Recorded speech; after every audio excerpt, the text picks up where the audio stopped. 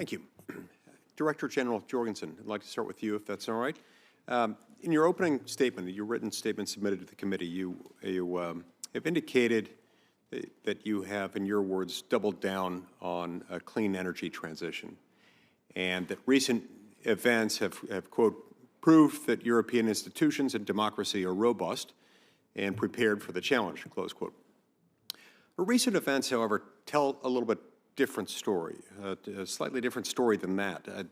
Russia extorted the EU by throttling gas flows into the continent, and member countries started the winter with severely depleted natural gas stores. EU energy prices doubled in many member states, and mercifully, the EU was bailed out of a dire situation when 56 billion cubic meters of U.S. natural gas came through, along with an unusually mild winter. We saw Green New Deal member states cutting down old growth forests and starting coal-fired power plants just to keep warm.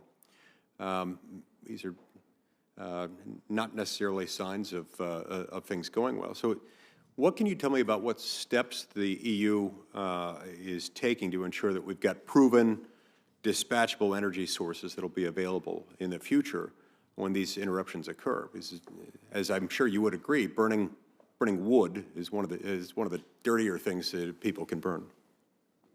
Indeed, thank you, Senator, for the question. I think there is a history until the 24th of February 2022 and the history after that. Before February 2022, before the 24th of February, we were highly dependent on Russian fossil fuels as part of our energy mix. As I mentioned earlier, we are net importers. We don't have significant domestic extraction of energy, and so the most domestic source we have is renewable energy, and we have invested in that to build that out as part of our energy system. Is sawdust considered part of that? Sawdust, wood chips? I'm told that by some definitions, those are considered renewable when they burn the pelletized sawdust. Part of our renewable mix is what we call biofuels, and we have sustainability criteria to make sure that there is not a negative impact overall on the environment and climate in using biofuels as part of the energy mix. From the 24th of February 2022, very shortly after that, we decided to reduce that dependence on Russia. We decided that that was not an acceptable situation. This was decided unanimously by all European heads of state and government.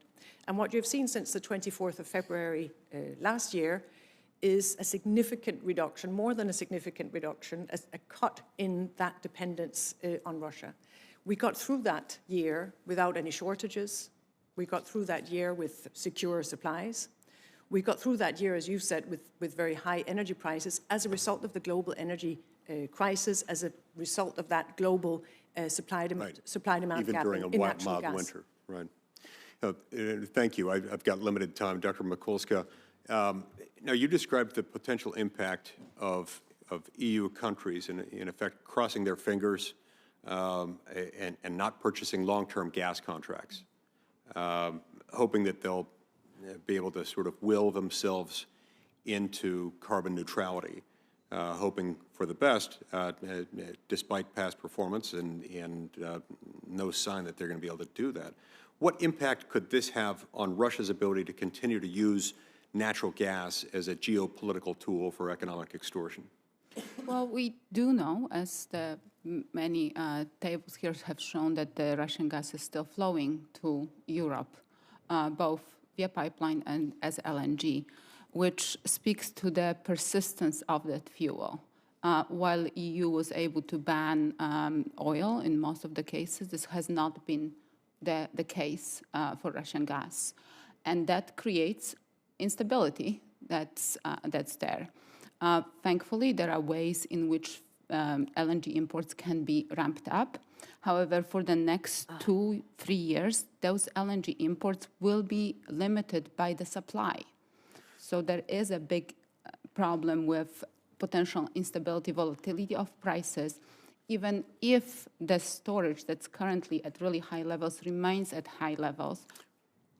Right, this could all lead to a problem, I assume, if, especially, what I'd like to know is what would happen if American LNG were no longer available to flow into foreign markets, particularly into Europe? I ask because on the domestic front, we've seen extraordinary efforts by the current administration to prevent future oil and gas exploration. What would be the effect of that if we no longer had American LNG to go into global markets? It's almost hard to imagine, so I'm hoping that's not going to be the case, because what U.S. LNG is helping with is making that markets more commercial, depending on supply and demand, and in a way, actually reducing the volatility that could be caused by political actors. And I think that's very important. We will see potentially high prices based on shortages of supply and hikes in demand. But having those shortages based on political decisions of foreign actors that are not friendly towards us or our allies is the biggest problem. And we've seen this with Russia and the war in Ukraine. And that's something that we would like to absolutely avoid.